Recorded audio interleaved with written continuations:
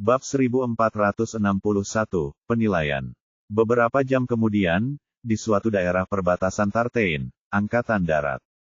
Karena kantor polisi Yilmaz telah dihancurkan seluruhnya oleh para teroris, Komandan Ana memutuskan untuk membawa penjahat, Ekunsai AFU, dan teroris lainnya ke pangkalan militer untuk diinterogasi. Demi keselamatan, dia juga memindahkan beberapa tim pencari di Touts Highlands kembali ke pangkalan untuk mencegah serangan lain. Serangan berskala besar itu membuat Yilmaz yang sudah tidak stabil menjadi semakin gelisah. Militer telah mengerahkan pasukan mereka untuk menegakkan darurat militer dan menyelidiki para teroris. Akibat banyaknya korban dalam serangan itu, rumah sakit di Yilmaz tidak lagi memadai. Beberapa korban luka parah diangkut ke kota-kota lain di Tarstan dengan pesawat atau dikirim ke Palang Merah Internasional untuk ditangani. Pada saat itu, seorang dokter militer berambut putih berada di tenda militer di pangkalan, memeriksa kondisi Zhao Yu. Aku tidak bisa mendengarmu, aku masih tidak bisa mendengarmu. Menghadapi pertanyaan dokter, Zhao Yu terus menggelengkan kepalanya, tampak sangat tidak berdaya. Dia tidak menyangka bahwa senapan mesin berat itu akan memberikan dampak yang begitu besar padanya. Setelah sekian lama, pendengarannya tidak kunjung membaik. Sebaliknya, pendengarannya malah semakin memburuk. Dia hampir tidak bisa mendengar apapun. Melihat Zhao Yu melambaikan tangannya, dokter itu pertama-tama memberi isyarat untuk menghibur Zhao Yu, lalu berbicara kepada petugas di sebelahnya. Setelah membuat catatan sederhana, dia meninggalkan tenda. Selain telinganya, Zhao Yu tidak mengalami cedera lain. Ia hanya kehilangan satu gigi. Oleh karena itu, ia tidak perlu menerima perawatan lain. Setelah dokter itu pergi, hanya ada beberapa penjaga bersenjata yang tersisa di tenda, serta dua petugas yang dapat berbahasa Mandarin. Kedua petugas itu dikirim oleh Ana untuk merawat Zhao Yu. Selain membantu Zhao Yu dalam perawatannya, mereka juga bertugas mengajukan pertanyaan kepada Zhao Yu. Namun, karena telinga Zhao Yu rusak parah, untuk sementara ia tidak dapat berkomunikasi dengan baik. Jadi, kedua petugas itu berdiskusi sebentar dan memutuskan untuk membiarkan Zhao Yu beristirahat terlebih dahulu, dan menunggu sampai telinganya membaik. Zhao Yu juga tahu bahwa para teroris sedang diinterogasi, dan dia tidak bisa mengerti bahasa setempat, jadi dia hanya bisa menunggu dengan sabar. Terlebih lagi, dia benar-benar butuh istirahat. Meskipun dia tidak menggunakan penambah energi selama pengejaran gila ini, kekuatan fisiknya pasti sangat terkuras, dan dia perlu istirahat. Jadi, Zhao Yu dengan sabar berbaring di tempat tidur lipat di tenda. Bahkan saat ia memejamkan mata, ia masih bisa merasakan dunia berputar di sekelilingnya, seolah-olah ia baru saja kembali dari luar angkasa. Pengalaman ledakan sebelumnya berkelebat di benaknya tanpa henti seperti lentera yang berputar, tak dapat ditenangkan untuk waktu yang lama. Meskipun Zhao Yu telah melalui banyak hal, apa yang terjadi di Yilmaz hari itu masih membuatnya merasa tidak nyaman.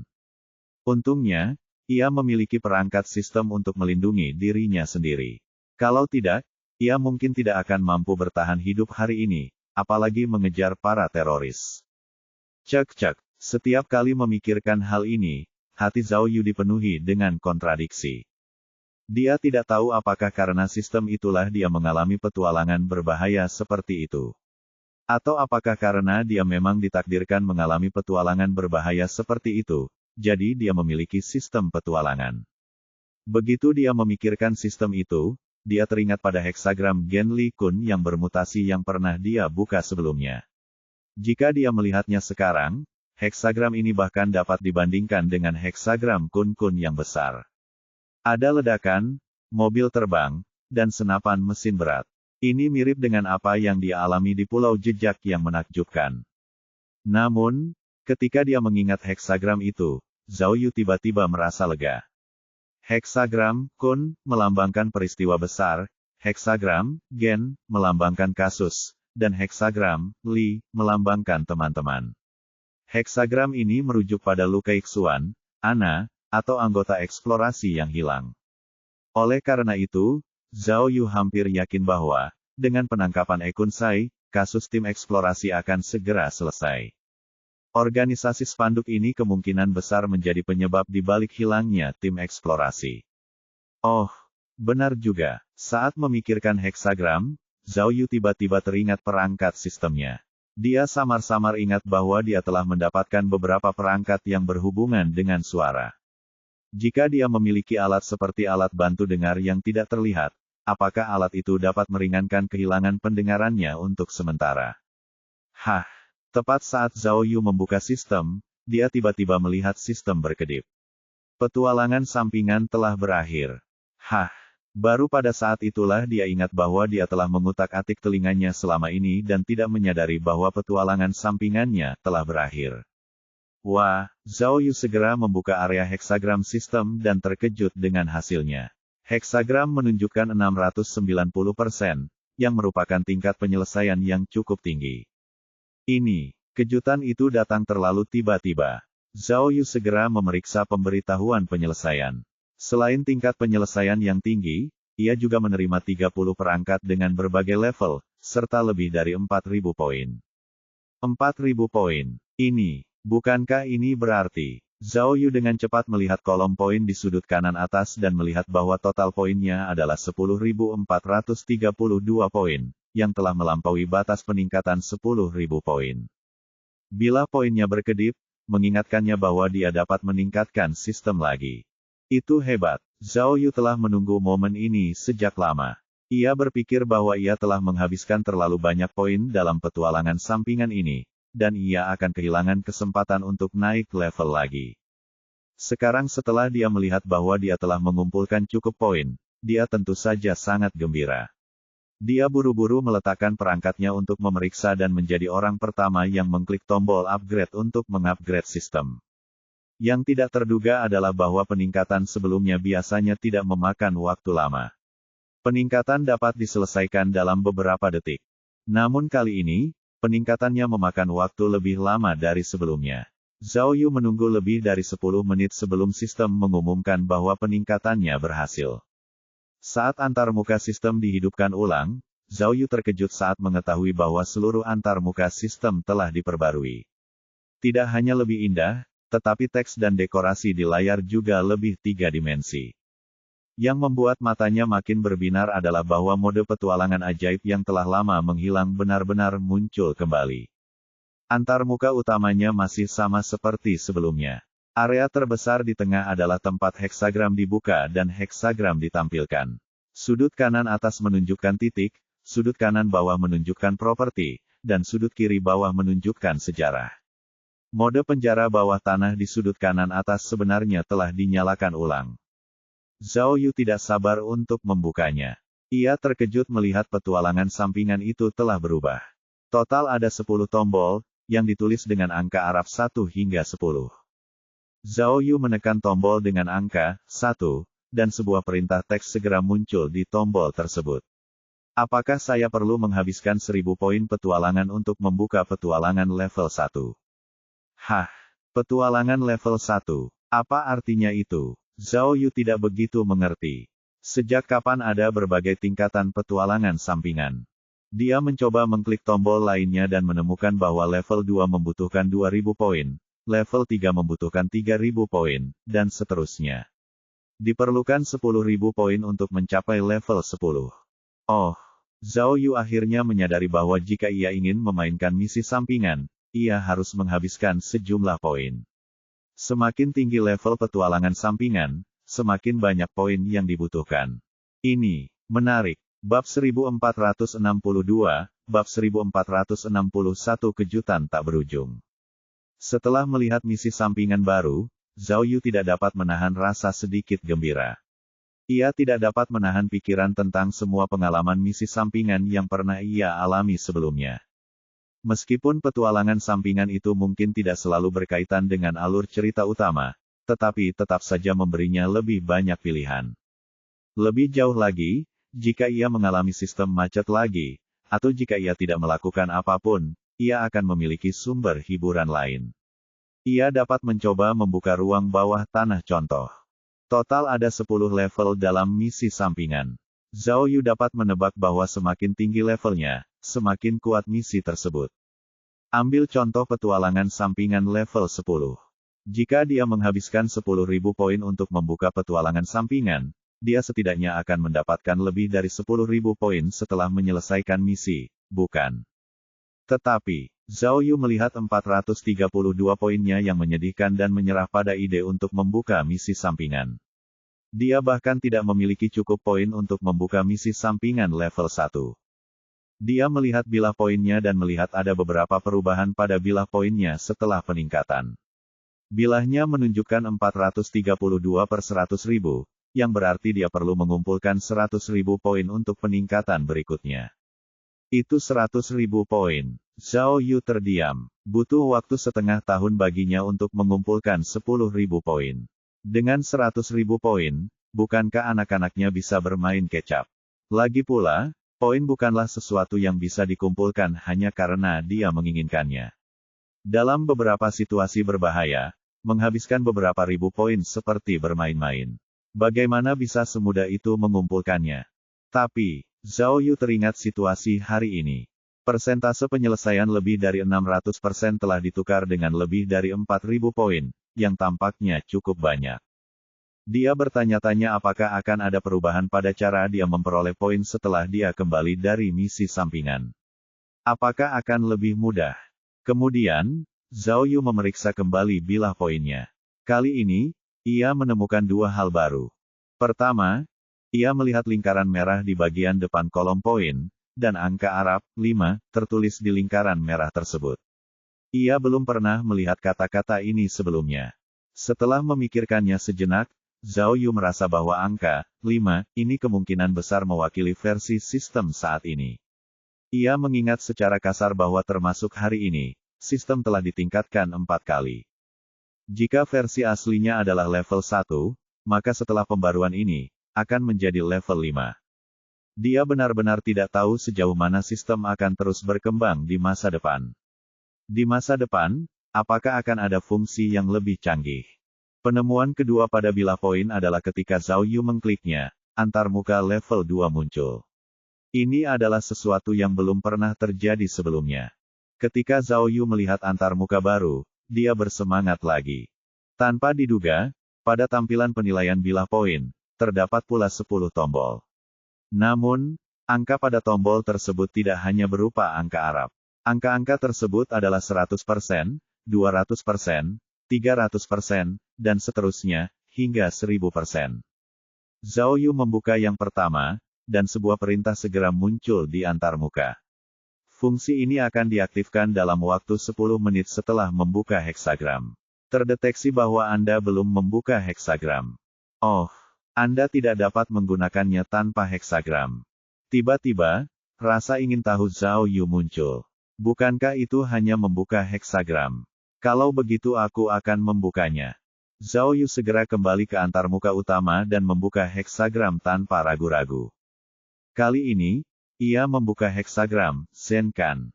Zen, melambangkan status, dan Kan, melambangkan wanita. Meskipun Zhao Yu tidak tahu siapa wanita itu, dari heksagram Zen, ia dapat mengetahui bahwa heksagram itu cukup normal. Setiap kali kasus ditutup, heksagram Zen akan muncul, dan statusnya akan naik. Karena tidak ada heksagram, Gen, yang mewakili kasus tersebut, Zhao Yu merasa sedikit lega bahwa kasus hilangnya tim eksplorasi kemungkinan besar telah terpecahkan. Baiklah, terlepas dari puisi heksagram, Zhao Yu kembali membuka antarmuka tingkat kedua dari bilah poin dan menekan tombol pertama yang bertanda 100%. Pemberitahuan berbeda segera muncul dari sistem, 15 poin, peluang 1,2. Bertaruh. Kemungkinan. Zhao Yu mengerutkan kening. Setelah membaca seluruh perintah, dia akhirnya mengerti apa fungsi tombol-tombol ini. Dia tidak menyangka ini adalah area taruhan. Setiap kali dia membuka heksagram, Zhao Yu dapat menggunakan tombol taruhan untuk bertaruh pada tingkat penyelesaian petualangan ajaibnya. Misalnya, Zhao Yu dapat bertaruh 15 poin pada tingkat penyelesaian 100%. Jika tingkat penyelesaian melebihi 100%, ia akan mendapatkan hadiah 1,2 kali lipat, yaitu 18 poin. Setelah dikurangi 15 poin yang dipertaruhkannya, ia dapat memperoleh laba bersih sebesar 3 poin. Apa itu? Kali ini, Zhao Yu benar-benar terpana oleh kehebatan sistem ajaib itu. Ia berpikir dalam hati, saudara sistem, kamu benar-benar tahu cara bermain. Dia tidak hanya menyelesaikan misi pertemuan aneh, tetapi dia juga bisa memasang taruhan. Memikirkan hal ini, Zhao Yu menekan tombol 200% lagi. Dia melihat bahwa poin taruhan di sini adalah 160 poin, dan peluangnya adalah 1,8. Melihat ke belakang, 300% dari poin taruhan adalah 380 poin, dan peluangnya adalah 3,2. Karena penasaran, Zhao Yu mengklik tombol 1000%. Hasilnya, poin taruhan yang ditampilkan adalah 5.213 poin, dan peluangnya sangat mengejutkan, yaitu 3.172,6. Wah, Zhao Yu tidak bisa berkata apa-apa. Jika dia terkena ini, bukankah poin yang dia kumpulkan akan menjadi angka yang sangat besar? Tetapi, dia merenung sejenak dan akhirnya mengerti makna di baliknya.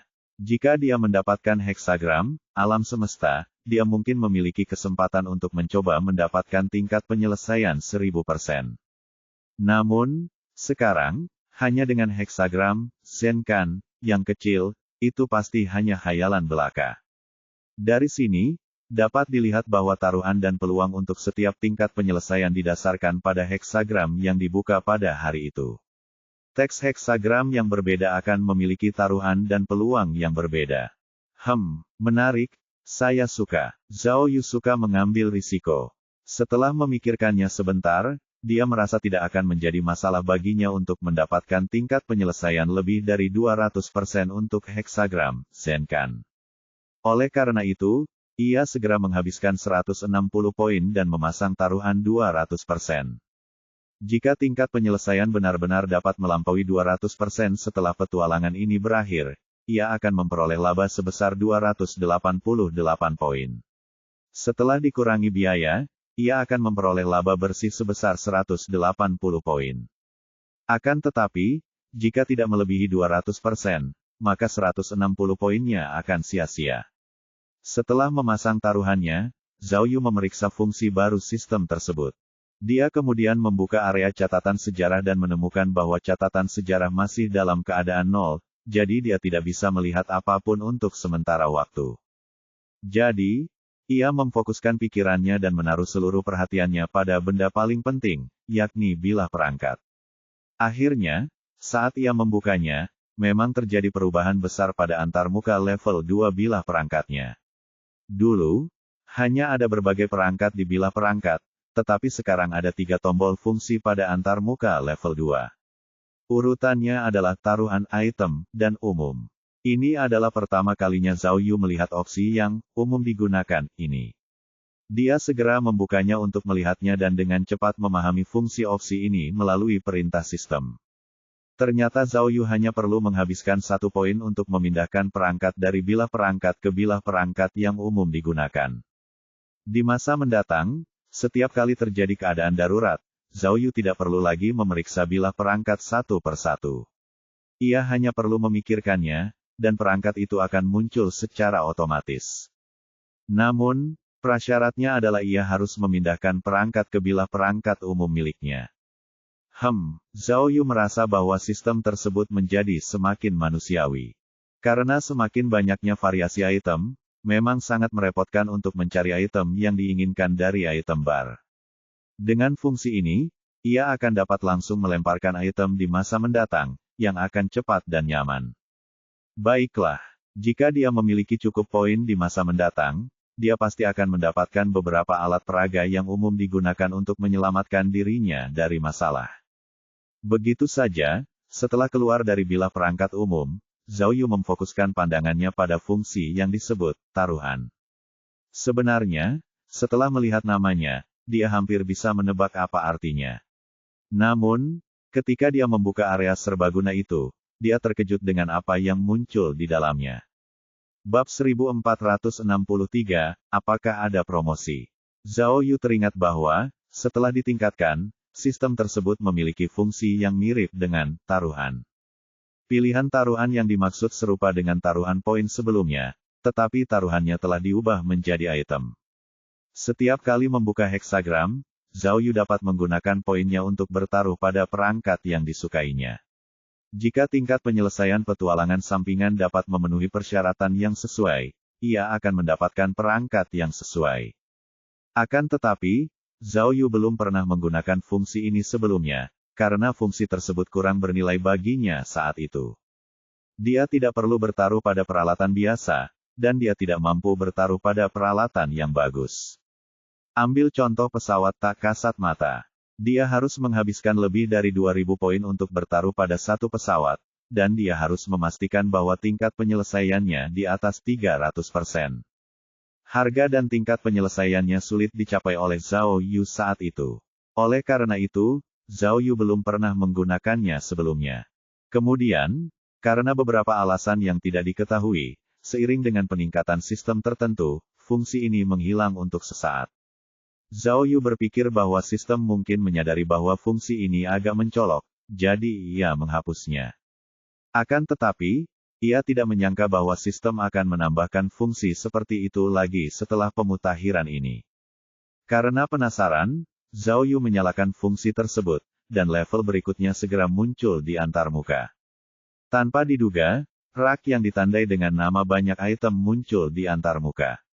Zhao Yu melirik rak, dan matanya langsung berbinar. Dia belum pernah melihat lebih dari separuh barang di rak sebelumnya. Ketika dia melihat lebih dekat nama barang itu, jantungnya tak kuasa menahan diri untuk tidak berdebar kencang. Penguat peluru, palu tak terlihat. Penguat bilah, teropong universal. Kemudian, bahkan ada senjata taser tak terlihat, granat tak terlihat, dan penguat laser. Astaga, Zhao Yu menutup mulutnya dan hampir menggigit jarinya. Mungkinkah ini adalah senjata ofensif legendaris? Sekarang, sistem akhirnya dapat mengeluarkan senjata ofensif. Apakah semua ide SS buruk yang pernah saya pikirkan benar-benar menjadi kenyataan? Mengapa rasanya seperti... Dia mencubit wajahnya dengan keras dan merasa seperti sedang bermimpi. Dalam kegembiraannya, ia segera mengklik penguat peluru di bagian paling depan. Sistem segera memunculkan penjelasan, perangkat bermutu tinggi. Setelah digunakan, ia dapat meningkatkan efek peluru, meningkatkan penetrasi dan kerusakannya. Item ini membutuhkan 2555 poin dan tingkat penyelesaian 375% ke atas. Apa itu? Zhao Yu membaca instruksinya dan merasa sedikit kesal. Dengan pikiran untuk mencobanya, ia mengklik penguat laser di bagian belakang. Deskripsi tersebut mengatakan, perangkat khusus. Perangkat ini dapat digunakan pada objek nyata apapun untuk memberikan dukungan laser dan meningkatkan kekuatannya. Astaga, melihat pengantarnya, Zhao Yu langsung teringat pada pedang laser penakluk segalanya di Star Wars. Jika pedang biasa ditambahkan dengan efek laser, bukankah itu akan menjadi pedang laser yang tak terkalahkan? Ini tidak dapat dihentikan. Poin taruhan untuk item ini adalah 9.878 poin. Persentase penyelesaian harus 645% ke atas. Cek. Melihat persyaratannya, Zhao Yu tidak dapat menahan diri untuk tidak mencibir. Persentase penyelesaian sebesar 645% mungkin saja, tetapi bukankah jumlah poin yang harus ia pertaruhkan terlalu banyak? Kecerdasan buatan. Sepertinya, alat peraga yang kuat tidak mudah diperoleh. Jika dia menginginkannya, dia harus mengumpulkan sejumlah besar poin terlebih dahulu. Untuk saat ini, jangan kita pikirkan itu. Zhao Yu meninggalkan area taruhan, dan akhirnya membuka bilah perangkat yang telah lama ditunggu-tunggu. Setelah membukanya, dia melihat bahwa bilah perangkat telah menjadi lebih canggih. Melihat banyaknya perangkat, itu benar-benar merupakan susunan item yang memukau. Ketika dia melihatnya dengan teliti, dia segera menemukan banyak titik terang. Pertama-tama, warna nama item telah berubah. Sebagian besar nama berwarna biru, tetapi ada beberapa nama berwarna merah. Zhao Yu mengamati lebih dekat dan menyadari bahwa benda-benda dengan nama merah semuanya adalah bom bau tak kasat mata, klip memori, perintah peretas, pil tidur tak kasat mata, dan seterusnya. Baru saat itulah dia ingat bahwa nama-nama senjata taser tak kasat mata, granat tak kasat mata, dan alat lain yang baru saja dilihatnya juga berwarna merah. Oh, akhirnya dia mengerti. Tampaknya semua benda yang bersifat ofensif, invasif, dan merusak ditampilkan dengan warna merah. Kedua, Zhao Yu juga menemukan bahwa ada indikator level di belakang setiap perangkat, yang semuanya ditandai dengan lingkaran dan kata-kata. Melihat seluruh bilah perangkat, sistem telah menghapus judul-judul sebelumnya seperti level 1, spesial, dan istimewa. Pada dasarnya, semua perangkat dibagi menjadi 5 level baru, yaitu level rendah, level menengah, level tinggi, level spesial, dan level atas. Misalnya, pita tak kasat mata dan senter tak kasat mata yang paling sederhana merupakan perangkat tingkat rendah. Sedangkan untuk alat penglihatan malam yang tak kasat mata, agen pemulihan yang tak kasat mata, detektor kehidupan, dan sejenisnya, semuanya merupakan alat tingkat menengah. Peralatan bermutu tinggi adalah yang paling banyak jumlahnya, seperti alat pengacau daya yang umum digunakan, pemecah kunci universal, akselerator tak terlihat, dan seterusnya. Ada juga beberapa perangkat khusus, seperti pesawat terbang, jubah tembus pandang, alat pacu jantung, penawar racun, penambah energi, dan seterusnya. Sedangkan untuk peralatan bermutu tinggi, jumlahnya hanya sedikit. Zhao Yu memeriksa semua perangkat. Saat ini, hanya ada 2 perangkat tingkat atas. Salah satunya adalah bola evakuasi darurat sekali seumur hidup, dan yang lainnya adalah pakaian antariksa tak terlihat. Melihat ini, Zhao Yu tidak dapat menahan diri untuk tidak menantikannya. Dia bertanya-tanya perangkat canggih seperti apa yang akan dia dapatkan di masa depan. Setelah memeriksa level perangkat, Zhao Yu mendapat penemuan baru. Artinya, setelah mengklik setiap perangkat, selain deskripsi terperinci tentang perangkat tersebut, sistem juga akan memunculkan 2 tombol fungsi secara bersamaan. Satu adalah, perkuat, yang sebelumnya ada di sana, dan yang lainnya ditulis dengan jelas dengan kata, beli. Mengenai penguatan perangkat, tidak perlu dibicarakan lagi. Setelah lama berlatih, Zhao Yu pada dasarnya telah menguasai aturan dan persyaratan penguatan perangkat. Namun, ini adalah pertama kalinya fungsi pembelian muncul. Zhao Yu merasa ini benar-benar baru. Jika dia bisa membeli perangkat ini, mengapa dia harus mengambil risiko untuk bertaruh? Oleh karena itu, ia segera mengklik fungsi pembelian pakaian anti peluru tak terlihat untuk melihat berapa harganya. Meskipun ia telah menerima rompi anti peluru lain setelah misi tersebut, ia tetaplah seorang pembunuh yang berpengalaman. Semakin banyak artefak penyelamat nyawa ini semakin baik. Bukankah akan lebih hebat jika ia bisa membelinya? Namun, ketika dia membuka fungsi pembelian, Zhao Yu sangat marah hingga dia mulai mengumpat. Namun, barang spesial seperti itu sebenarnya membutuhkan 10.500 poin. Ini penipuan. Zhao Yu membuka beberapa perangkat berturut-turut dan menemukan bahwa bahkan pemantik api tak terlihat tingkat terendah pun membutuhkan ribuan poin untuk dibeli. Sistem bos besar. IX % dolar tanda pagar % dolar tanda pagar, 51 kata-kata vulgar. Setelah memarahi sistem, Zhao Yu menangkupkan tinjunya dan memohon kepada sistem, bos. Bisakah saya mendapatkan diskon? Apakah ada diskon untuk keanggotaan Platinum? Apakah ada promosi besar selama liburan? Bab 1464, sebuah kebetulan yang membuat frustrasi. Matahari mulai terbenam di dataran tinggi. Saat itu baru pukul 6 sore, tetapi di luar tenda sudah gelap. Selama waktu ini, 2 petugas yang bertugas menjaga Zhao Yu membawakan Zhao Yu makanan dan air panas, tetapi Zhao Yu tidak nafsu makan. Setelah sekian lama, pendengarannya sedikit membaik, tetapi suara yang didengarnya masih sedikit berat dan tidak jelas. Pada saat itu, kedua petugas itu tidak bisa menunggu lebih lama lagi. Melihat Zhao Yu dalam keadaan baik, mereka mengeluarkan laptop dan mencoba berkomunikasi dengan mengetik. Namun, tidak lama setelah mereka mulai berbicara, penutup tenda diangkat dan petugas Ana masuk bersama seorang wanita Cina berambut hitam dan berkulit kuning. Ketika dia melihat wanita di belakang Ana, Zhao Yu segera menyadari siapa yang dimaksud dengan heksagram, kan, dalam heksagram, Zen kan. Wanita Cina itu tak lain adalah wanita yang pernah ditemuinya sebelumnya, Qian Li Jing. Awalnya, Zhao Yu mengira Li Jing hanyalah seorang pemimpin tim biasa di dinas rahasia. Namun, setelah berbicara dengan Lu Keixuan, dia mengetahui bahwa pangkatnya jauh lebih tinggi daripada pemimpin tim. Zhao Yu, bagaimana perasaanmu? Li Jing langsung menyapa Zhao Yu saat melihatnya.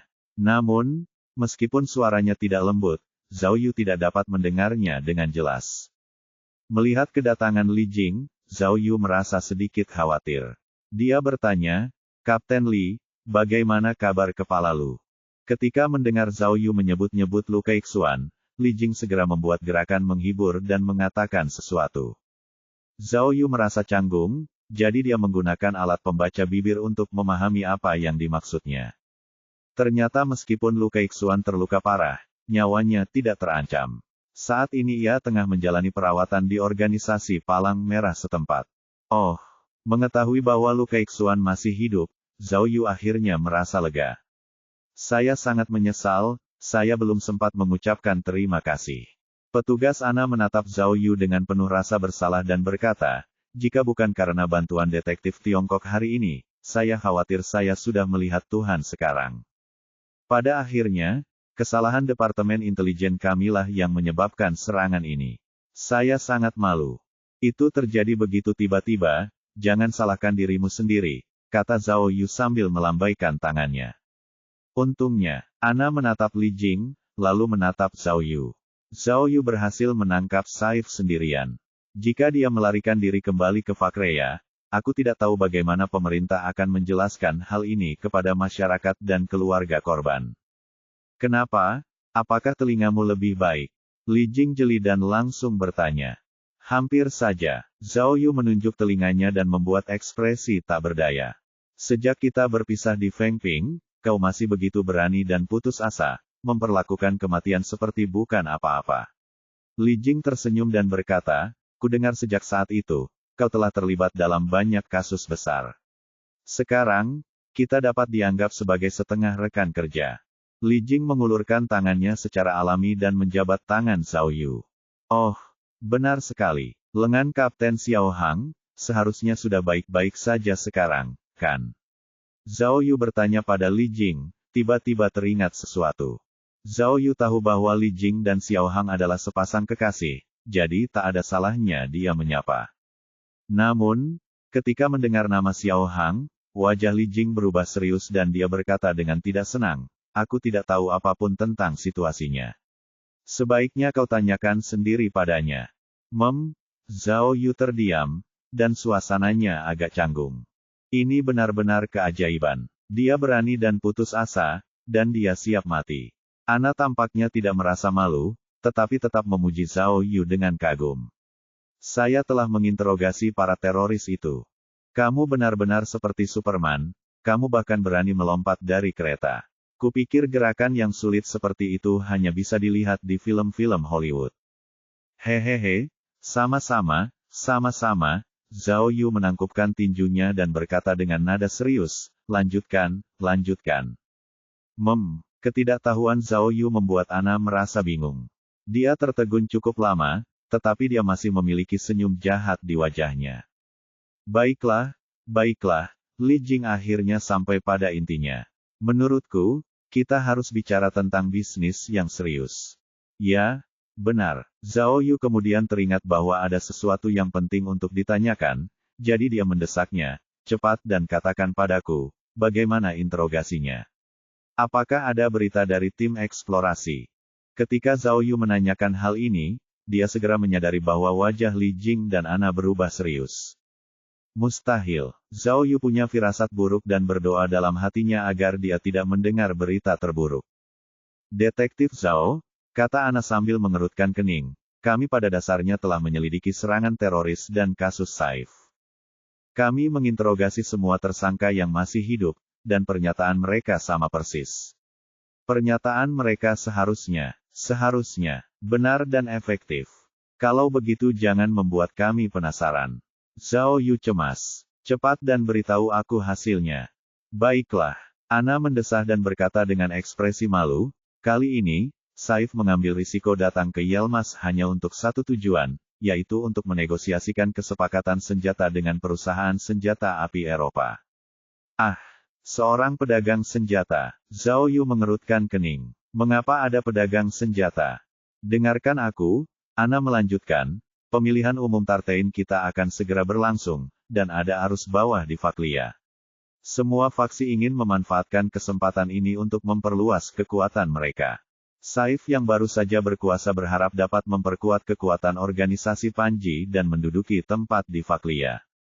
Jadi, dia meminta seseorang untuk menghubungi pedagang senjata di Eropa Timur, ingin membeli sejumlah senjata. Ana berkata, namun, pedagang senjata itu khawatir tentang bahaya di Fakrea, jadi dia memutuskan untuk bertemu dengan Saif di Yelmas untuk membahas transaksi senjata mereka.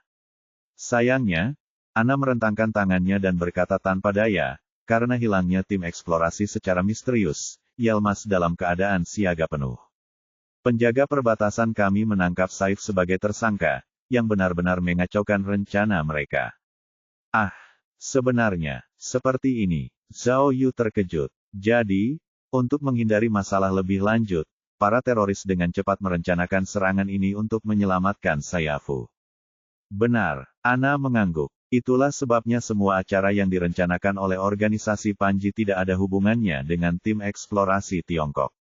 Kami telah menginterogasi mereka semua, dan mereka semua mengatakan bahwa mereka belum pernah mendengar tentang tim eksplorasi manapun. Itu tidak ada hubungannya dengan mereka. Tidak mungkin. Zhao Yu dengan marah membanting meja, merasa bahwa kehidupan sebelumnya di mobil terbang semuanya sia-sia. Itulah sebabnya atasan mengirimku ke sini, kata Li Jing dengan ekspresi serius. Mengingat cedera Kapten Lu, mulai sekarang, aku akan mengambil alih pekerjaannya. Zhao Yu, kata Li Jing cemas, waktu tidak menunggu siapapun. Semakin lama kita menunda, semakin kecil kemungkinan menemukan orang yang hilang. Jadi, kita harus. Sebelum Li Jing sempat menyelesaikan kalimatnya, Zhao Yu tiba-tiba berteriak, bajingan. Ini. Li Jing dan Ana terkejut, tidak tahu mengapa Zhao Yu memiliki reaksi sebesar itu. Oh, maaf. Zhao Yu menyadari bahwa dia telah kehilangan ketenangannya dan dengan cepat menjelaskan, aku tidak memarahimu, aku hanya menyemangati diriku sendiri. Bersorak, semoga berhasil, hehe. Zhao Yu tersenyum meminta maaf, tetapi dia masih marah dalam hatinya. Ternyata orang yang dimaki-maki itu bukan orang lain, melainkan sistemnya. Dia pikir karena kasus tim eksplorasi yang hilang belum ditutup, setidaknya dia harus mendapatkan heksagram, gen, hari ini, kan? Tapi apa maksudmu dengan memberiku heksagram, Shen Li? Mungkinkah, seperti kasus iblis hilangnya tim eksplorasi akan membawa mereka ke situasi canggung dan tanpa harapan lain yang tidak dapat mereka selidiki? Bab 1465, Bab 1464 meningkatkan poin. Saya perlu mengklarifikasi bahwa Tarstein dan Fakria memiliki garis keturunan yang sama. Mereka dulunya satu negara. Di dalam tenda, Ana dengan hati-hati menjelaskan, terutama Yelmas. Baru setelah berakhirnya Perang Dingin pada abad lalu, wilayah itu berada di bawah yurisdiksi kita, Tarstein. Ada pepatah Cina yang mengatakan, ketika teratai patah, sutra akan tetap ada. Yelmas dan Fakris memiliki hubungan seperti itu, jadi, kata Ana tak berdaya. Dalam serangan ini, kami menemukan lebih dari satu mata-mata. Mereka memberi Saif dan yang lainnya intelijen, akomodasi, senjata, dan peralatan. Bahkan personel militer kami terlibat dalam hal ini. Jadi, kami benar-benar malu dengan apa yang terjadi, tetapi tidak ada yang bisa kami lakukan. Ana mengangkat bahu. Bahkan di Senat, pasti ada orang-orang dari Fakolian. Bagaimana dengan para pedagang senjata? Tanya Li Jing. Dia sudah pergi. Kata Ana, Sayafu ditangkap sebelum mereka sepakat untuk bertemu. Ketika kami menyelidiki berdasarkan informasi, kami tidak tahu di mana dia berada. Kami mendapat beberapa nama dari Saif, tapi saya khawatir semuanya nama palsu. Kau sudah melakukan banyak kesalahan. Kata Li Jing dengan kasar, tapi aku harap kau setidaknya bisa menebusnya. Tangkap pedagang senjata ini secepatnya. Dia ada di wilayahmu dan tidak ingin menginjakan kaki di Faklia, jadi dia seharusnya tidak bisa melarikan diri dengan mudah. Oh, aku mengerti. Aku mengerti. Jawab Ana dengan ekspresi malu, kami sudah berusaha sebaik mungkin untuk menangkap mereka. Kapten Li, kenapa? Zhao Yu mengerutkan kening. Kau tidak berpikir bahwa hilangnya tim eksplorasi itu ada hubungannya dengan pedagang senjata ini, kan? Anda detektif yang hebat. Anda tahu kita tidak bisa mengesampingkan kemungkinan apapun. Saya telah bekerja di kantor urusan luar negeri selama bertahun-tahun, tetapi ini adalah pertama kalinya saya bertemu dengan sekelompok orang hilang, kata Li Jing. Menurut pengalaman internasional, 48 jam telah berlalu. Jika benar-benar ada organisasi ilegal yang menculik mereka, mereka seharusnya sudah merilis berita itu sejak lama. Oleh karena itu, kita harus mempertimbangkan setiap kemungkinan. Sekalipun peluangnya hanya 1 dari 1000, kita harus berusaha sekuat tenaga untuk memperjuangkannya. Kau benar, kau benar. Zhao Yu mengangguk, tetapi otaknya cepat berpikir tentang apakah ada kemungkinan lain. Baiklah, aku sudah selesai. Cepat selesaikan pekerjaan yang ada, kata Li Jing tegas kepada Ana. Mulai besok dan seterusnya, kamu harus menjadikan hilangnya tim eksplorasi sebagai prioritas utama dan melanjutkan penyelidikan. Bagus, aku mengerti. Ana menganggukkan kepalanya dengan penuh semangat. Kami pasti akan melakukan yang terbaik. Jika kamu punya permintaan lain, kamu bisa langsung memberitahuku. Kemudian, Ana dengan bijaksana pergi bersama anak buahnya, hanya meninggalkan Li Jing dan Zhao Yu di ruangan itu.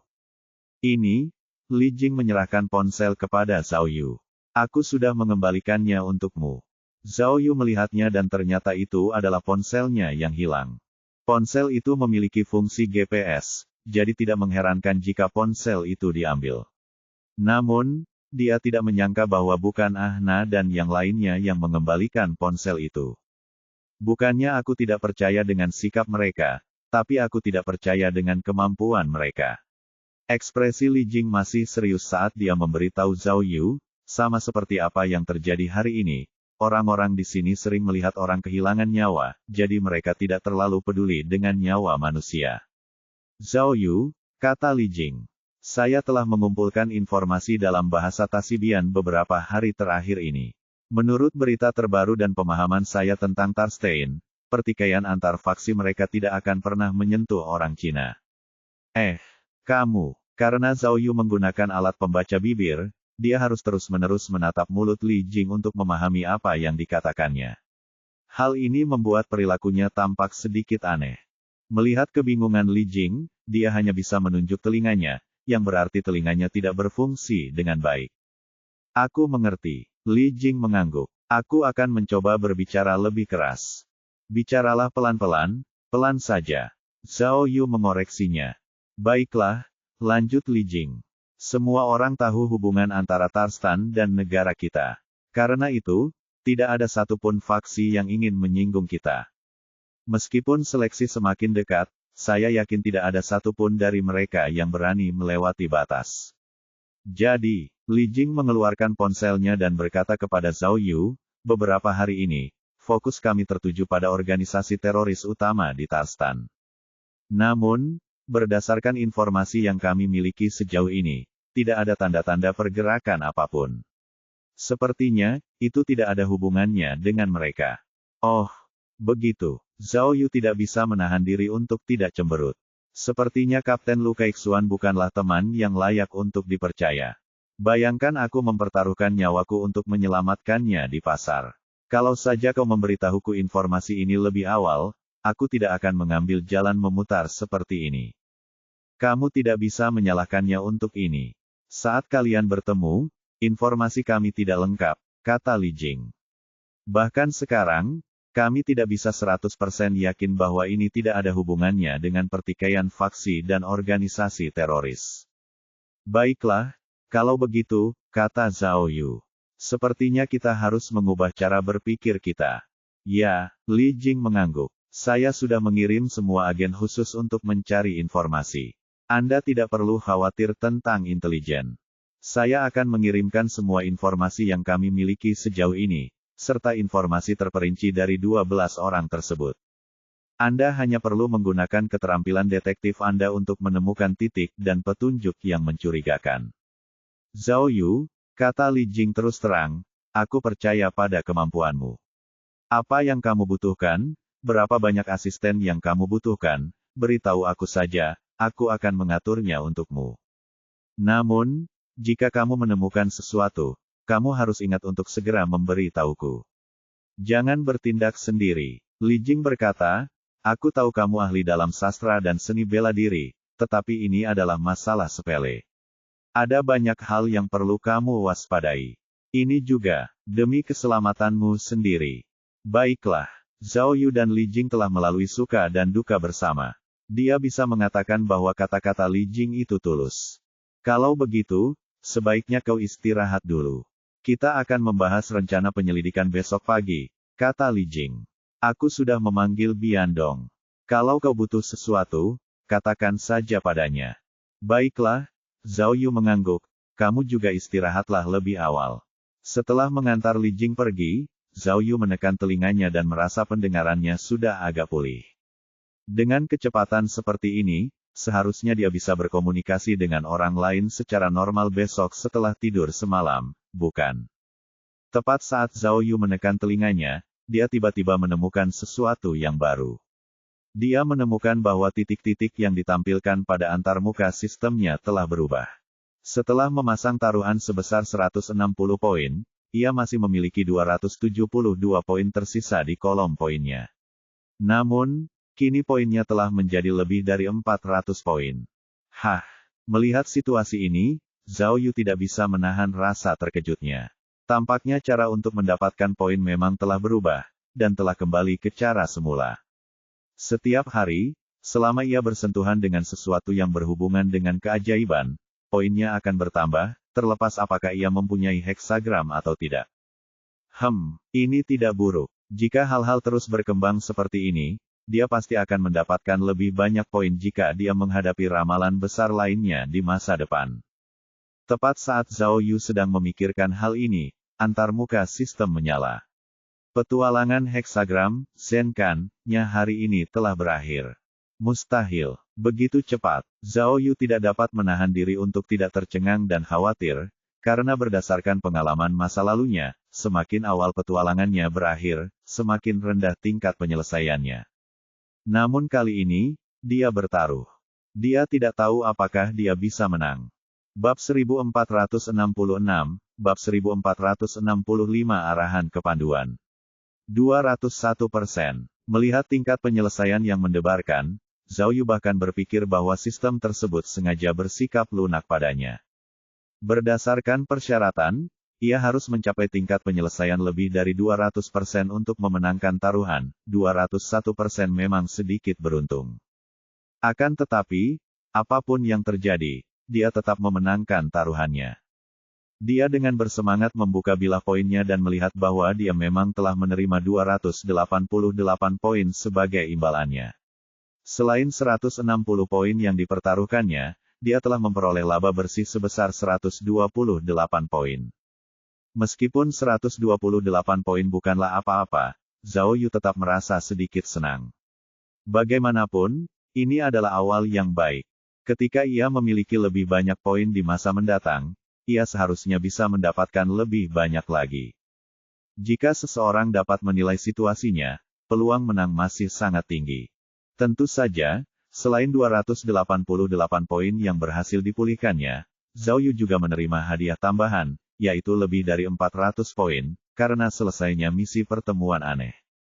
Termasuk poin sebelumnya dan peningkatan terkini, total poinnya telah menembus angka 1000, menjadi 1178 poin. Zhao Yu mengangguk puas. Ia merasa bahwa dengan kecepatan seperti ini, tidak akan lama lagi ia akan mengumpulkan 100.000 poin. Sambil mencatat poin-poinnya, Zhao Yu melihat 3 perangkat yang diterimanya kali ini. Ia berpikir bahwa, dengan tingkat penyelesaian yang rendah, ia tidak akan mendapatkan perangkat yang bagus. Namun, setelah dia membukanya, dia terkejut karena, dari ketiga benda itu, 2 di antaranya berwarna merah. Yang satu disebut pisau bedah tak terlihat, dan yang lainnya disebut rasa gatal tak terlihat. Pengenalan fungsi mengatakan bahwa pembuka bilah tak terlihat dapat menajamkan senjata seperti pedang dan golok, menjadikannya lebih tajam. Alat gatal tak kasat mata ini dapat menyebabkan orang merasa gatal hingga tingkat yang berbeda-beda. Wah, menarik, pikir Zhao Yu dalam hati, senjata ofensif benar-benar berbeda. Ambil contoh alat yang gatal ini. Hanya dengan mendengar namanya, pikiran Zhao Yu dapat memikirkan lusinan cara untuk menggunakannya dengan cara yang tidak senonoh. Kedua item tersebut merupakan item perantara, tetapi merupakan item ofensif biasa. Tampaknya setelah peningkatan sistem, ia akan bisa mendapatkan lebih banyak perangkat ofensif. Hal ini membuat Zhao Yu penuh dengan harapan untuk masa depan. Selain dua senjata penyerang, Zhao Yu juga menerima sebuah alat yang disebut tali panjat tak terlihat, yang dapat membantunya memanjat naik turun gunung. Itu juga merupakan alat yang sangat bagus untuk berpura-pura tangguh. Begitu saja, pada periode waktu berikutnya, Zhao Yu mempelajari perangkat sistemnya sendiri. Ia pertama-tama menghabiskan beberapa poin untuk memindahkan barang-barang umum seperti baju anti peluru tak terlihat dan jubah tak terlihat ke kolom barang-barang umum. Dengan cara ini, di masa mendatang, jika ia menghadapi keadaan darurat, ia dapat menggunakannya lebih cepat, dan ia tidak perlu mencarinya di bilah perangkat. Setelah itu, ia menggunakan implan gigi tak terlihat yang belum pernah ia gunakan pada gusinya. Sebuah perintah muncul dari sistem, yang mengatakan bahwa implan gigi akan membutuhkan waktu 30 hari untuk tumbuh kembali. Dengan cara ini, Zhao Yu tidak takut lagi giginya copot. Akhirnya, setelah Zhao Yu sepenuhnya memahami sistem baru itu, dia akhirnya tenang dan mulai memeriksa informasi yang dikirim Li Jing kepadanya, siap mempelajari kasusnya.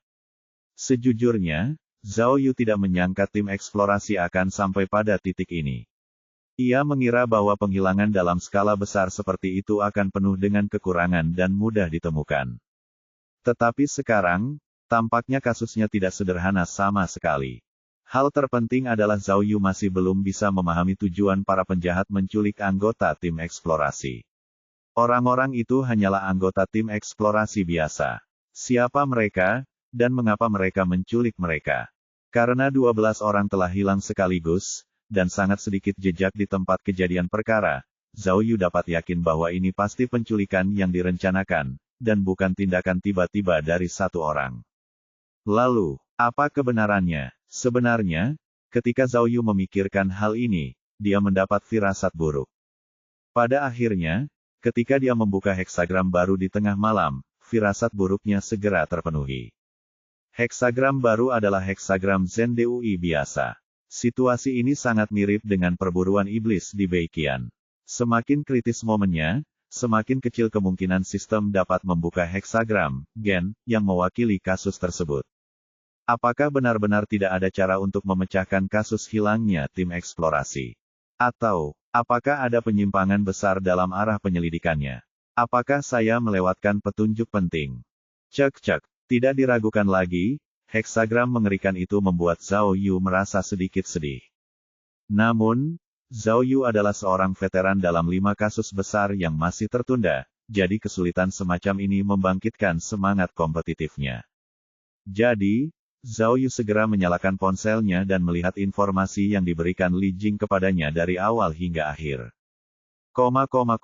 Keesokan paginya, setelah Li Jing, Ana, dan Zhao Yu bertemu, mereka berdiskusi yang berlangsung selama berjam-jam. Pada akhirnya, mereka mencapai kesepakatan. Li Jing akan melanjutkan pekerjaan pengumpulan intelijennya. Ana memerintahkan pasukan lokal untuk memperluas wilayah pencarian dan terus mencari keberadaan tim eksplorasi. Adapun Zhao Yu, ia kembali ke lokasi kecelakaan untuk mencari petunjuk yang mencurigakan. Begitu saja, setelah beberapa penyesuaian kecil, Zhao Yu dan Biandong kembali ke markas tim eksplorasi di bawah pengawalan polisi setempat. Pada akhirnya, tepat saat mereka tiba di markas, Zhao Yu menerima pesan teks dari bank. Atas penyelesaian kasus White Bones, ia menerima hadiah uang tunai sebesar 50.000 yuan. Bagus, tak perlu dikatakan lagi, 50.000 yuan ini jelas merupakan heksagram, DUI, yang sesuai saat ini. Karena Zhao Yu sibuk mempelajari kasus tersebut pada malam sebelumnya, ia lupa mempertaruhkan poin petualangan ajaibnya.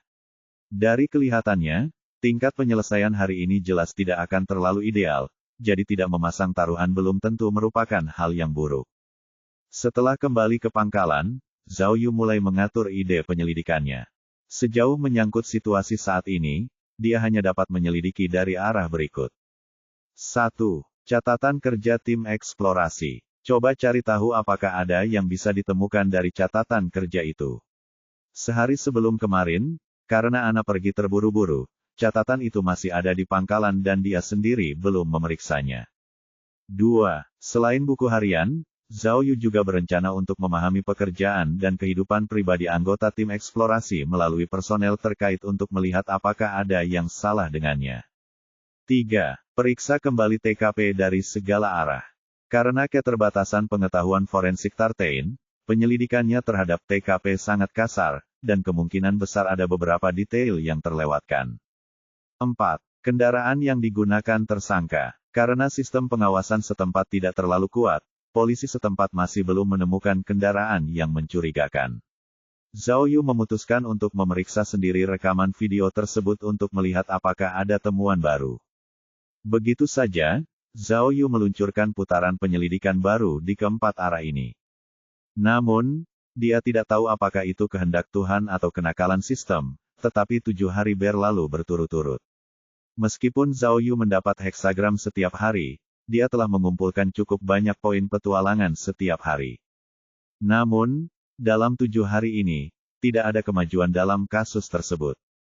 Dia bahkan tidak mendapatkan heksagram, gen, sekalipun. Bab 1467, Bab 1466 petunjuk paling menyebalkan dalam sejarah. Sama seperti yang dikhawatirkan Zhao Yu sebelumnya, kasus hilangnya tim eksplorasi tampaknya menemui jalan buntu, tidak ada petunjuk sama sekali. Dia membaca catatan tim eksplorasi beberapa kali tetapi tidak menemukan sesuatu yang mencurigakan. Tidak ada halaman yang robek, tidak ada jejak suntingan, dan pekerjaan tim eksplorasi berjalan normal tanpa kecelakaan apapun. Demi memastikan tidak ada masalah, Zhao Yu bahkan mengecek sumur terakhir yang dibuka tim eksplorasi, namun tidak ada apapun di sumur itu, yang mana sesuai dengan catatan eksplorasi. Menurut pemahaman Zhao Yu, termasuk 2 orang penjaga keamanan dari Tarstan, ke-12 anggota tim eksplorasi semuanya bersih dan memiliki latar belakang yang baik. Mereka tidak memiliki kebiasaan buruk, juga tidak pernah berhubungan dengan penjahat manapun. Selama 7 hari terakhir, Zhao Yu telah pergi ke hampir setiap sudut dekat pangkalan. Dia juga telah mencoba berbagai perangkat, seperti pengenal jejak kaki dan pelacak tak terlihat, tetapi tetap tidak menemukan apapun.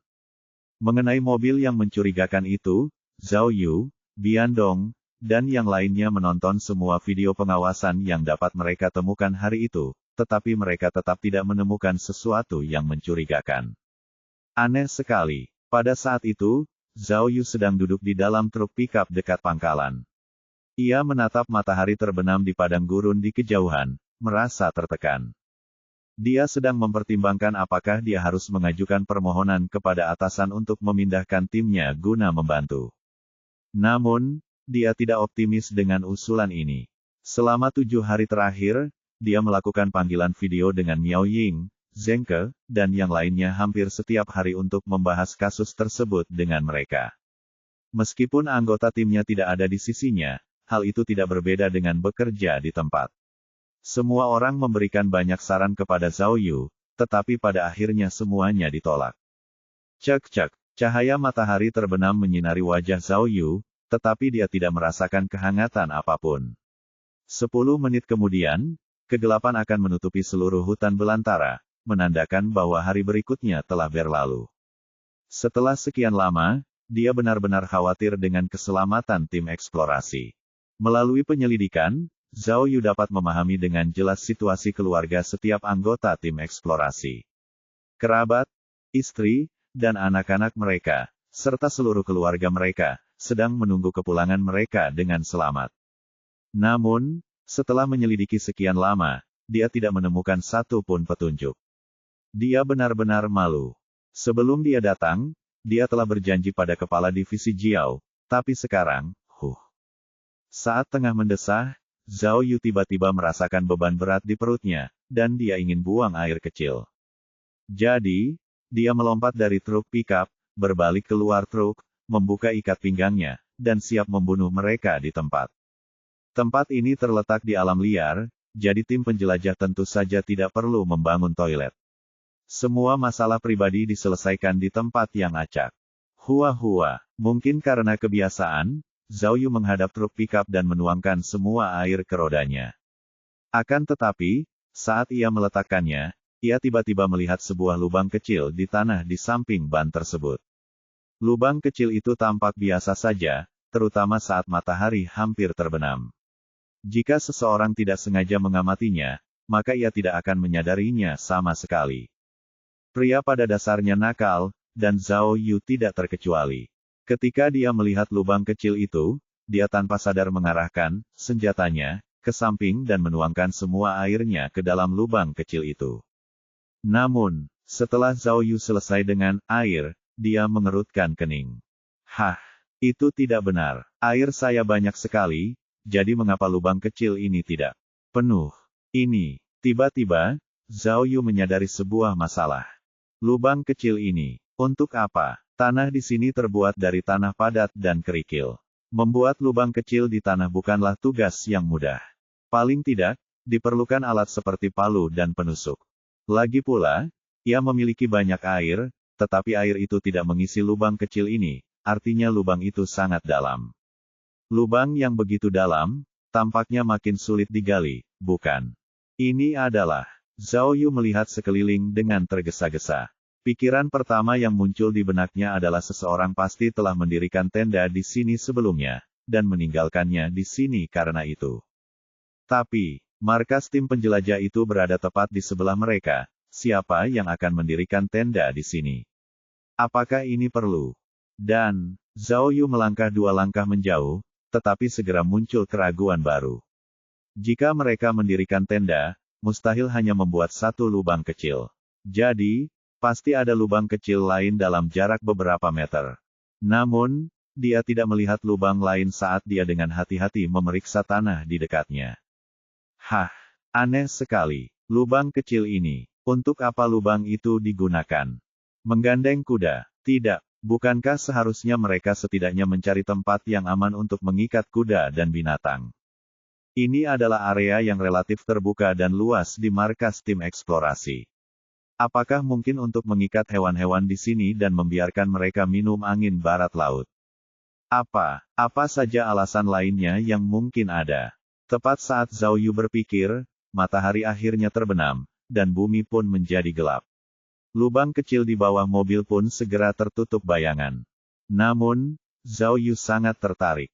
Meskipun dia tidak berpikir bahwa lubang kecil itu ada hubungannya dengan kasus tersebut, dia tetap penasaran dan ingin tahu untuk apa lubang kecil itu. Memikirkan hal ini, dia menelepon Biandong melalui walkie-talkie, memintanya untuk membawa teknisi lokal untuk memeriksa. Dia menyalakan senter tak kasat matanya, merangkak di tanah, dan mengamatinya dari dekat. 10 menit kemudian, dengan upaya Biandong dan beberapa petugas polisi setempat, mereka mendorong truk pickup itu ke pinggir. Di bawah cahaya terang, semua orang bisa melihat lubang kecil itu lebih jelas. Petugas Zhao, Biandong menunjuk ke arah petugas polisi setempat dan berkata, mereka bilang mereka tidak tahu untuk apa lubang kecil ini. Haruskah kita menggalinya dan memeriksanya? Tidak, Zhao Yu melambaikan tangannya, lalu bertanya dengan cemberut, apakah karena badai pasir, jadi mereka membuat tiang kayu untuk perkemahan? Kurasa tidak, gumam Biandong. Tidak ada badai pasir di dataran tinggi Touzi, tetapi ada beberapa angin kencang, tetapi... Dia menunjuk ke perkemahan di kejauhan dan berkata, perkemahan itu sangat jauh. Bahkan jika mereka memasang tiang kayu di sini, mereka seharusnya tidak berada di sini. Lagi pula, tempat perkemahan ini penuh dengan rumah-rumah kayu. Kalau kita mengikatkan tiang kayu, tiang-tiang itu pasti sangat tebal. Lubang ini jelas agak kecil. Benar, Zhao Yu mengangguk, lalu berkata, di dataran tinggi itu berangin. Kalau lubang sekecil itu tidak digali baru-baru ini, pasti sudah tertutup debu dan kerikil, kan? Benar sekali, Biandong mengangguk. Artinya, lubang kecil ini baru saja dibuat. Apakah tim eksplorasi bermain golf atau menyiapkan semacam peralatan untuk membuat lubang ini? Yah, itu mungkin saja, kata Zhao Yu. Baiklah, kalian berpencar dan lihat apakah ada lubang kecil yang serupa. Jika mereka benar-benar memasang beberapa jenis peralatan, tidak mungkin hanya ada satu. Benar, Biandong mengangguk dan buru-buru mengerahkan petugas polisi untuk mulai mencari dengan senter mereka. Pada akhirnya, setelah mencari hanya belasan menit, seseorang langsung mengangkat tangannya, dan orang itu menemukan lubang lain yang persis sama dengan lubang yang berjarak belasan meter itu. Bab 1468, Salib Misterius. Lubang ini sebelumnya ditutupi oleh batu. Biandong menerjemahkan untuk penemunya. Jika kita tidak mencarinya dengan sengaja, tidak mudah untuk menemukannya. Ya, Zhao Yu mengangguk sambil mengukur jarak antara dua lubang kecil dan posisi mereka. Setelah mempertimbangkan untung ruginya selama beberapa detik, dia mengangkat lengannya dan berkata, teruslah melihat. Maka semua orang mulai menggali tanah lagi. Meskipun tidak seorang pun tahu apa yang dilambangkan oleh kedua lubang kecil ini, semua orang semakin antusias melihatnya. Tak lama kemudian, seorang polisi lain mengangkat tangannya. Ia menemukan lubang kecil lain yang berjarak belasan meter. Dengan sangat cepat, berita baik itu datang satu demi satu. Termasuk yang ditemukan Zhao Yu, kelompok itu menemukan total 5 lubang yang identik di ruang terbuka. Zhao Yu segera menemukan bahwa posisi kelima lubang kecil itu tidaklah tidak teratur, melainkan terdapat suatu pola di dalamnya. Di antara semuanya, yang ditemukannya di tengah dikelilingi oleh 4 lubang kecil di kedua sisinya, yang terletak di keempat sudutnya. Jika dihubungkan ke tengah, akan ada tanda silang miring. Ini, Detektif Zhao, Biandong juga melihat masalahnya, dan berkata kepada Zhao Yu, jarak yang begitu jauh, jika digunakan untuk memperbaiki beberapa jenis peralatan, maka, peralatan ini pasti cukup besar, bukan? Tapi, Zhao Yu menunjuk ke lubang kecil di bawah kakinya dan berkata, lubangnya sangat kecil, berarti benda yang perlu diperbaiki tidak berat, kan? Lalu, Biandong benar-benar tidak dapat membayangkan untuk apa lubang-lubang kecil ini digunakan. Mari kita cari profesional lain untuk bertanya. Saya tidak tahu, kata Zhao Yu. Apakah itu perlengkapan yang biasa digunakan tim eksplorasi? Biandong mengangguk, lalu memikirkan sebuah kemungkinan. Apakah menurutmu ini pesta api unggun yang diadakan oleh tim eksplorasi untuk memperbaiki rak api atau semacamnya? Aku tidak melihat jejak api di tanah. Zhao Yu menggelengkan kepalanya, lalu memerintahkan, cepat dan kirim seseorang untuk mengukur jarak antara setiap lubang kecil, dan kemudian tunjukkan di peta sesegera mungkin. Dan, Zhao Yu berkata lagi, kirim seseorang untuk mencari di kam untuk melihat apakah ada alat pemancang tiang pancang. Kita setidaknya harus memastikan bahwa lubang-lubang kecil ini tidak dibuat oleh tim eksplorasi. Kalau tidak, mungkin ada hubungannya dengan kasus orang hilang. Aku mengerti, Biandong mengangguk. Aku akan pergi dan mengaturnya. Setelah itu, Biandong mulai mengumpulkan anak buahnya dan melakukan apa yang diperintahkan Zhao Yu. Zhao Yu menatap lubang kecil di bawah kakinya, wajahnya masih penuh kekhawatiran.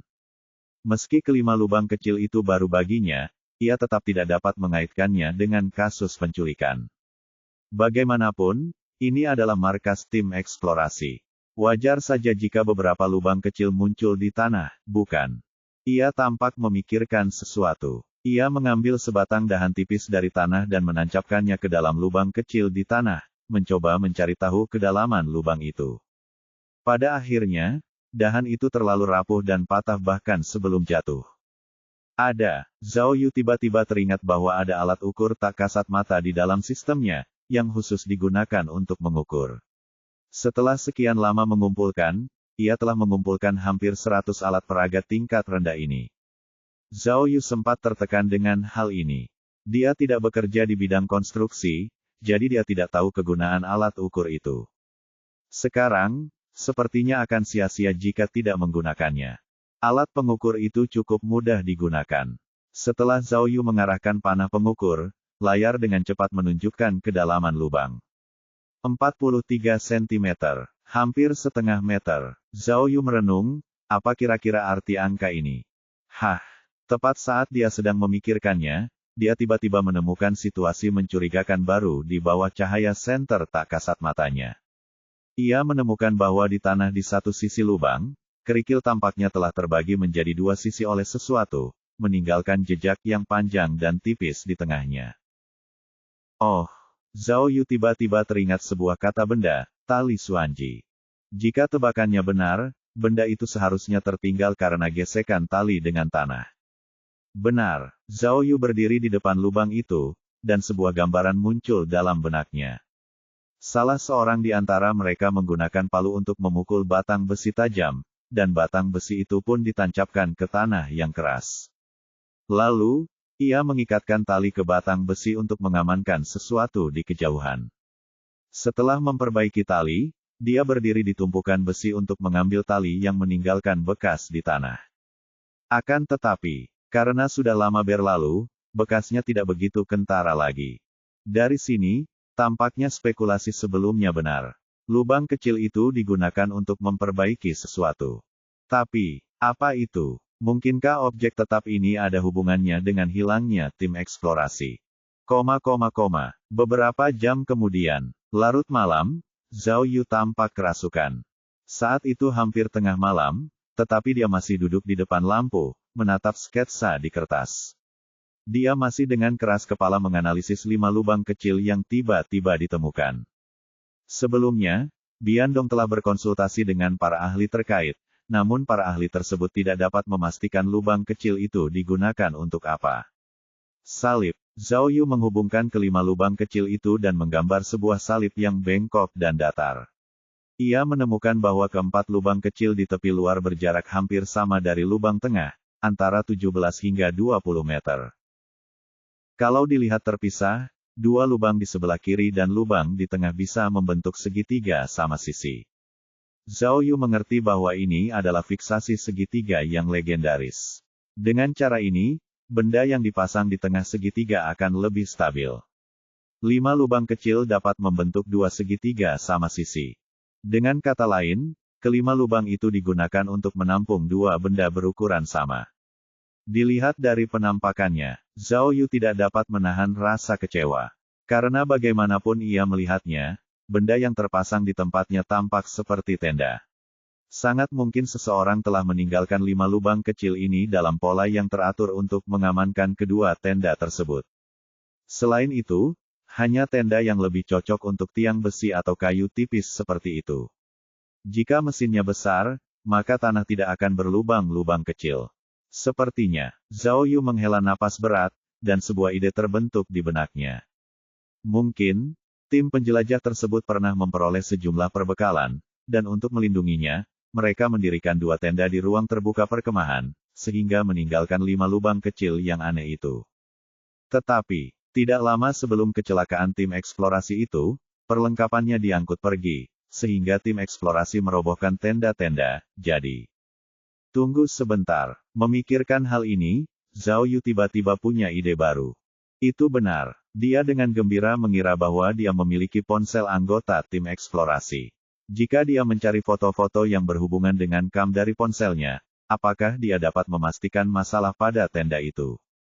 Seorang jenius. Zhao Yu menepuk dahinya dan hendak mengerahkan seluruh tenaganya, jadi dia segera mengeluarkan ponselnya untuk memeriksa foto-foto itu. Namun, teleponnya berdering lebih dulu. Dia mengeluarkannya dan melihat bahwa itu adalah alarm yang telah dia setel untuk mengingatkannya bahwa sudah tengah malam dan dia bisa membuka heksagram baru. Selama beberapa hari terakhir, karena Zhao Yu tidak memiliki cara untuk memecahkan kasus tersebut, petualangan sampingan yang telah dibukanya setiap hari berakhir lebih awal, dan hari ini tidak terkecuali. Oleh karena itu, ketika dia melihat sudah pukul 12, dia tidak ragu untuk membuka heksagram baru. Namun, karena alasan yang tidak diketahui, ketika dia membuka heksagram tersebut, Zhao Yu tiba-tiba merasakan sengatan listrik, seolah-olah dia tersambar petir. Detik berikutnya, ketika dia melihat heksagram yang telah dibukanya, seluruh tubuhnya langsung membeku. Dia melihat 3 kata besar muncul di tengah sistem, Qian Kun Gen. Bab 1469, Bab 1468 variasi ramalan yang mengejutkan. Bagaimana ini terjadi? Begitu heksagram yang mengejutkan itu keluar, Zhao Yu tiba-tiba ketakutan. Sistem Big Brother, mengapa selalu berakhir seperti ini? Sebuah heksagram langit dan bumi yang besar dengan mutasi, apa yang sedang Anda coba lakukan? Ini Tartein, dan aku sudah diserang teroris. Apa kau belum cukup bersenang-senang?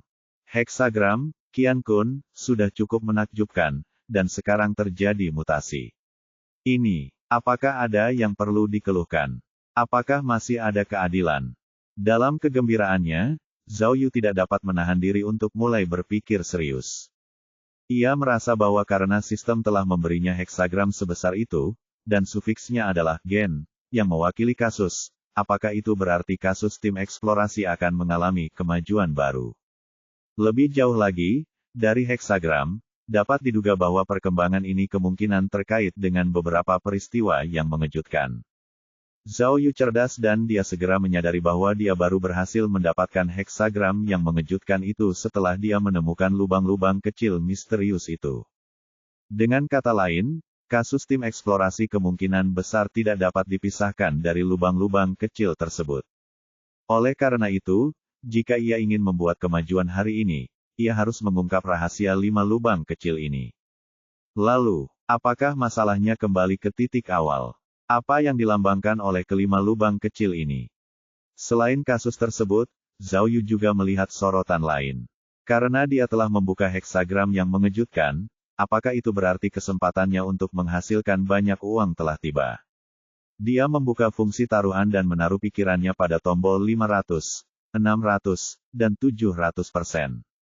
Berdasarkan pengalaman masa lalunya, tidaklah sulit untuk memperoleh tingkat penyelesaian 500% untuk heksagram Qian Kun yang besar. Oleh karena itu, ia mulai berfokus pada 600% dan 700%. Dia merasa jika heksagram Qian Kun dimutasi lebih lanjut, dan dia bisa mendapatkan tingkat penyelesaian lebih dari 700% jika dia dapat mengendalikannya menjadi 6, itu bukan hal yang mustahil. Tetapi, bukankah agak berisiko bertaruh 700%? Dia membuka tombol 700% dan melihat bahwa taruhannya adalah 850 poin, dan peluangnya adalah 13,6. Dengan kata lain, jika taruhannya berhasil, dia bisa mendapatkan lebih dari 10.000 poin.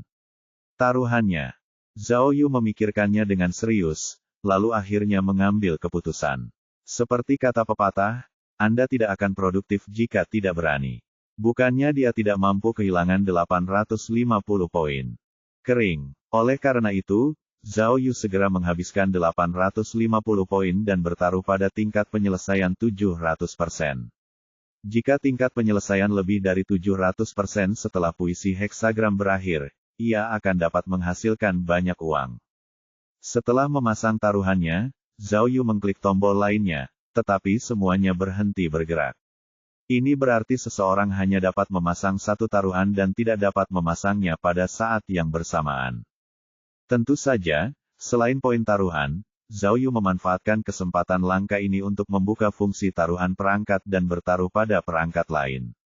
Alat itu juga merupakan alat penyerang merah yang disebut teropong universal besi hitam. Mengenai alat ini, Zhao Yu sudah lama menginginkannya. Setelah menggunakannya, alat ini dapat meningkatkan akurasi tembakannya secara signifikan, dan menjadi penembak jitu bukan lagi mimpi. Selama ini, menembak merupakan kelemahan Zhao Yu. Meskipun ia sering berlatih, menembak seperti belenggu alamiah, dan ia tidak pernah mampu memahami inti persoalannya. Pada setiap momen kritis, dia selalu menjatuhkan bola. Zhao Yu merasa bahwa ia benar-benar membutuhkan perangkat ini untuk meningkatkan keterampilan menembaknya. Jadi, memanfaatkan perubahan langka di alam semesta, ia segera menginvestasikan 1050 poin dan bertaruh pada teropong universal. Meskipun 1000 poin sedikit menyakitkan, itu jauh lebih murah daripada harga pembelian suatu barang yang selangit. Itu adalah ramalan yang mengejutkan dan dia tidak bisa tidur. Saat Zhao Yu memejamkan matanya, dia tak dapat berhenti memikirkan heksagram perubahan langit dan bumi yang menggetarkan bumi. Ada kompor yang menyala di dalam ruangan, tetapi dia tetap merasa kedinginan di dalam sambil berguling-guling. Dia benar-benar tidak tahu apa yang akan terjadi di masa mendatang. Berpikir kembali ke heksagram Qian Kun besar di Pulau Jejak Ajaib, heksagram itu telah bertahan selama lebih dari setengah bulan sebelum berakhir. Dia bertanya-tanya berapa lama perubahan langit dan bumi ini akan berlangsung. Bisakah saya mengatasinya? Zhao Yu tidak tahu sudah berapa lama dia berpikir, tetapi akhirnya dia tertidur. Namun, dalam tidurnya, dia tidak bisa tidak mengalami banyak mimpi aneh. Du, du, du, du, du, du. Pada pukul 6 pagi, ketukan di pintu membangunkan Zhao Yu. Begitu dia membuka pintu, dia melihat asistennya, Bian Dong, yang masuk.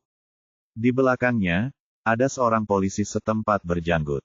Detektif Zhao, Detektif Zhao. Begitu memasuki pintu, Bian Dong berkata dengan tidak sabar, polisi ini mencarimu.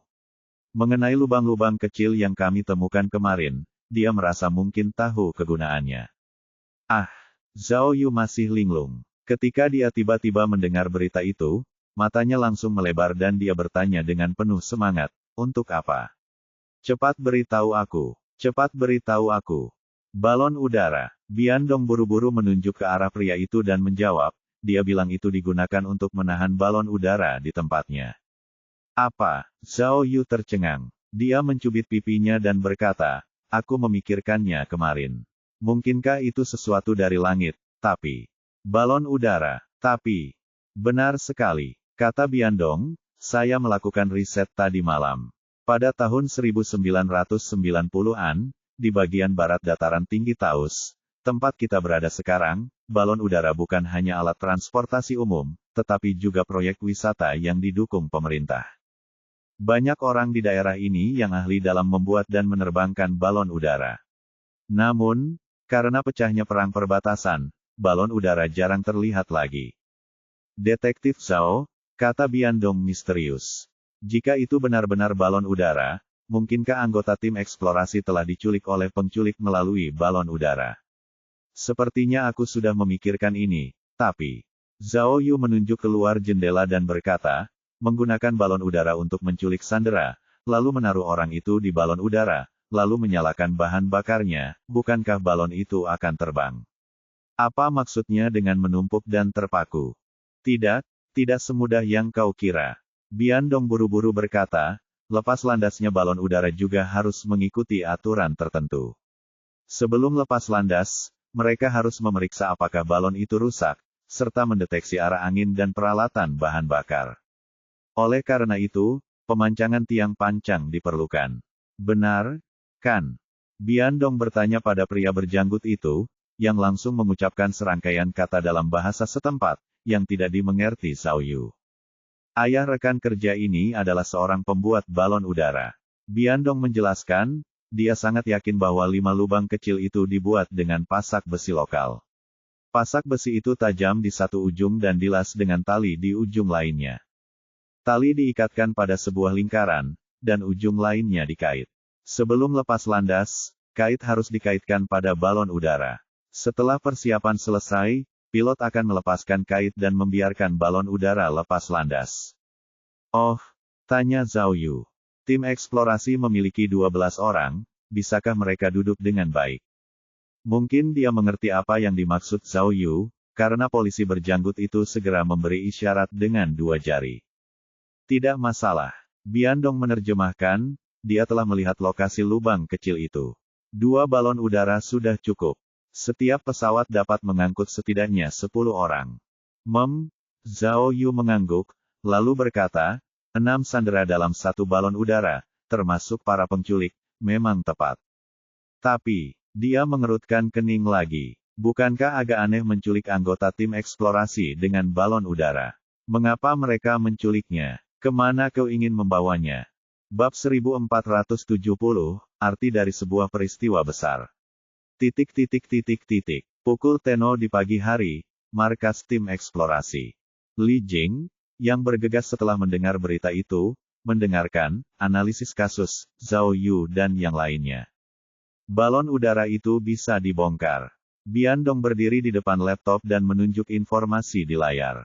Jika perampok meletakkan bagian-bagian balon udara di belakang truk pickup dan menutupinya dengan barang-barang lain, kita tidak akan bisa melihatnya dari video.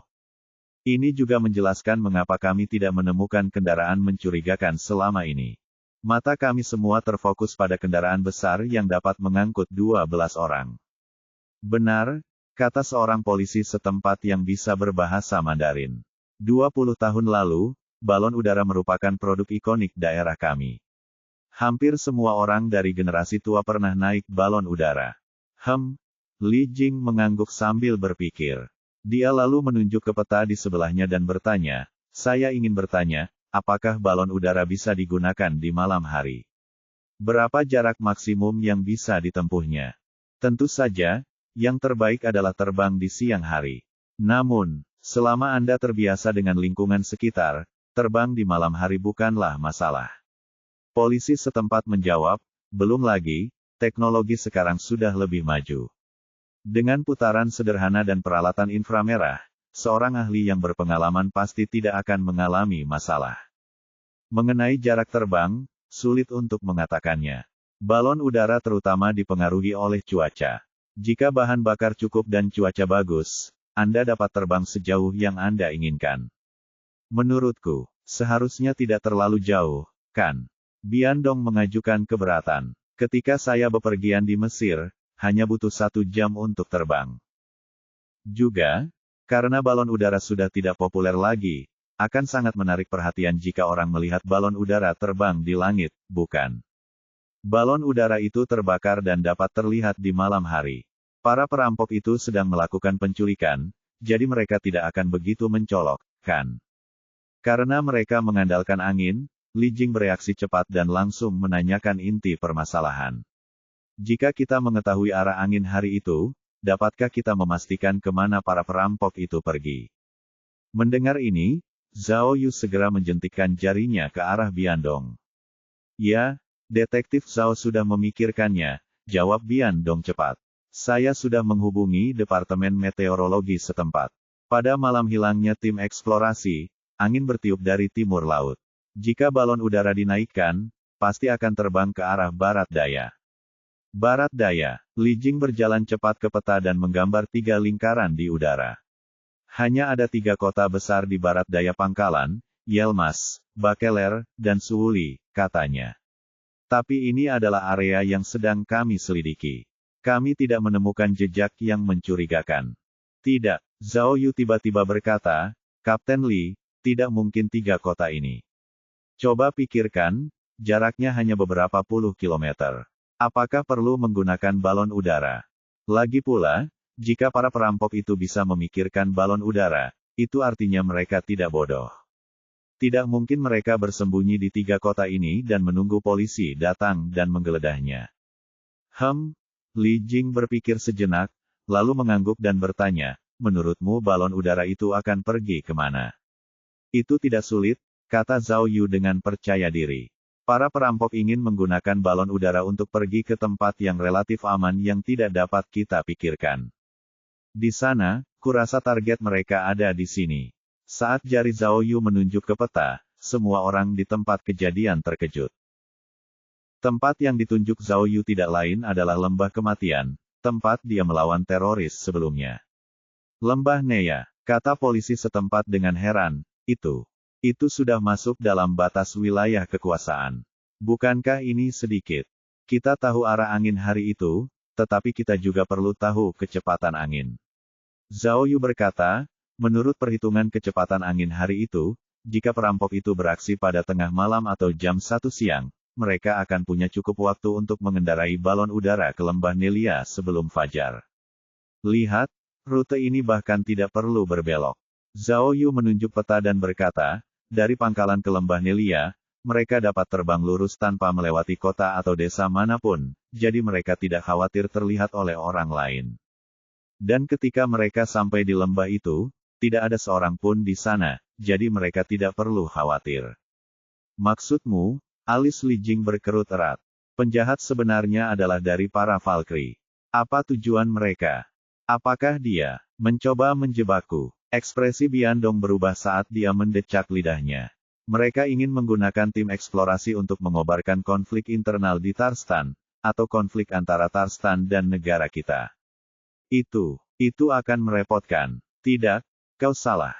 Zhao Yu membalas dengan tegas, "Kalau begitu, kenapa repot-repot?